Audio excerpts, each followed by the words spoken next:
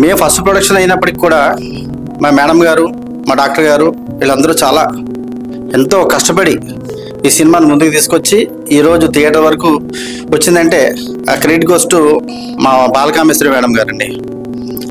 ఇంకోటి ఏంటంటే ఈ సినిమాలో తారాగణం అందరూ కూడా చాలా బ్రహ్మాండంగా నటించారు.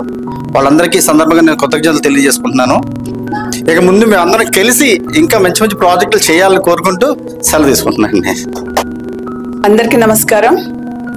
మా Sai Siddhartha movie makers banner పైన ప్రొడక్షన్ నంబర్ 1గా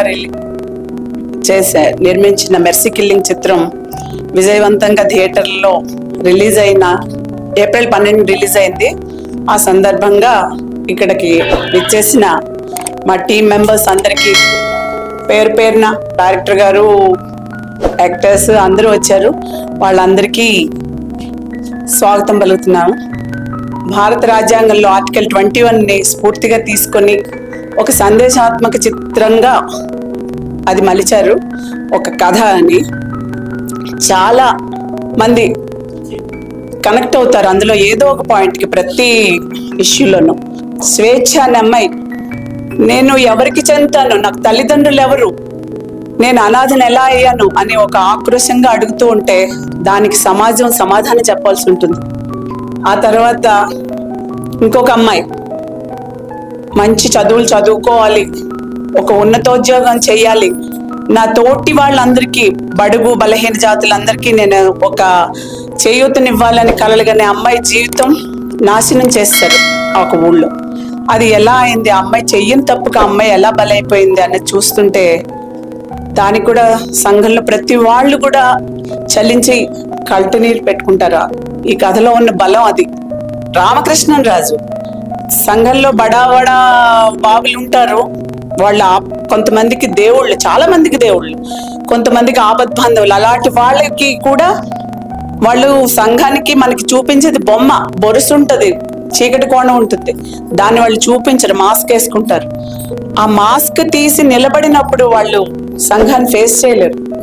అది ఆ పాత్ర. రామకృష్ణరాజు గారు హీరో పార్వతీ సింగ్ గారిని కొత్తగా చూస్తారు, ఒక మంచి ఫైటర్గా. ఆ అమ్మాయికి అడుగడుగున చేయూతగా ఉండేది, ఒక స్వేచ్ఛ, ఒక భారతి, రామకృష్ణరాజు, మహేష అది వాళ్ళే కనిపిస్తారు. ఆ గొప్పతనం మాత్రం మా డైరెక్టర్ గారికే చెందుతుంది. ఆయన వాళ్ళని అలా తీర్చిదిద్దారు, ఎవరైనా ఇక ముందు. అందుకు I congratulate you Ramana, all the best. Music, సంగీతం అది మా ఎంఎల్ రాజా, పాటలు అద్భుతం, సినిమాటోగ్రఫీ మా కాకినాడ వాళ్ళందరూ కూడా మా కాకినాడని ఎంత అందంగా చూపిస్తున్నారు. మేడం గారు మీరు ఆ షూటింగ్ అయినప్పుడు నాకు ఎందుకు చెప్పలేదు, మేము వచ్చి చూసేవాళ్ళం కదా అన్నారు. నేనే చూడలేదు, అప్పుడు ఏం చేస్తాం కొంతవరకు అని చెప్పాం. మనం సమాజానికి ఒక మంచి సందేశం ఇవ్వకపోయినా పర్వాలేదు, మన సినిమా నుంచి ఒక చెడ్డ భావం మాత్రం పైన వెళ్ళకూడదు అనే ఉద్దేశంతో మేము కొన్ని లిమిట్స్ పెట్టుకొని అలాగే తీసాము.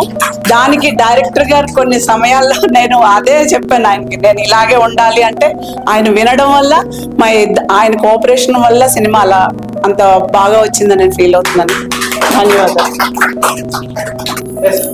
అందరికీ నమస్కారం. నా పేరు సూరపల్లి వెంకటరమణ. నేను మెర్సీ కిల్లింగ్ మూవీ డైరెక్టర్ని. ఏప్రిల్ 12న మెర్సీ కిల్లింగ్ మూవీని చాలా గ్రాండ్గా రిలీజ్ చేశాం. రిలీజ్ అయిన అన్ని సెంటర్లో కూడా మంచి పాజిటివ్ రెస్పాన్స్తో చాలా బాగుందని చెప్పేసి అన్ని చోట్ల నుంచి నాకు మెసేజ్. డిస్ట్రిబ్యూటర్ మన శంకర్ గారు, వైజాగ్ శంకర్, ఆయన చాలా ప్రోత్సాహంతో మనకి అన్ని సెంటర్లు కూడా టైట్ పొజిషన్లో ఎన్నో 14 సినిమాలు రిలీజ్ మధ్యలో మేము రిలీజ్ చేసాం. అయినా కానీ మాకు ప్రతి డిస్టిక్లో ఎక్కడ కూడా తక్కువకుండా మినిమం 48 సెంటర్స్ నుంచి 52 సెంటర్స్ వరకు మేము రిలీజ్ చేయగలిగాం. సో ఆయనకు ముందుగా నేను థ్యాంక్స్ చెప్పుకుంటున్నాను.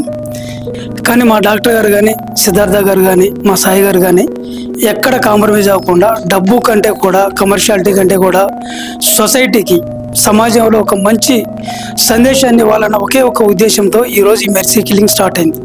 సో నాకు ఈ సినిమా అవకాశాన్ని ఇచ్చిన మీ అందరికీ పేరు పేరున నమస్కారం తెలియజేస్తున్నాను మేడం.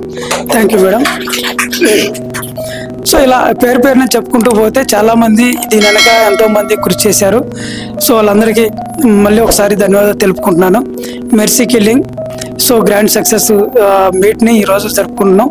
సో అలాగే ప్రొడ్యూసర్స్కి నా మీద నమ్మకం ఉంచి నాకు ఇంత మంచి అవకాశాన్ని ఇచ్చారు. సో వాళ్ళు ఎప్పటికీ నేను నా లైఫ్ లాంగ్ రుణపడి ఉంటాను. ఎందుకంటే ఒక మనిషికి ఒక్కొక్క మెట్టు అంటారు. ఇది నాకు చాలా బలమైన మెట్టు ఇచ్చారు. నాకు ఒక బలమైన స్టాండ్ కల్పించారు మేడం నాకు. సో మీరు ఇచ్చిన ఈ ప్రోత్సాహంతో ముందు సో జాగ్రత్తగా మంచి అవకాశాలు చూసుకొని జాగ్రత్తగా పనిచేస్తానని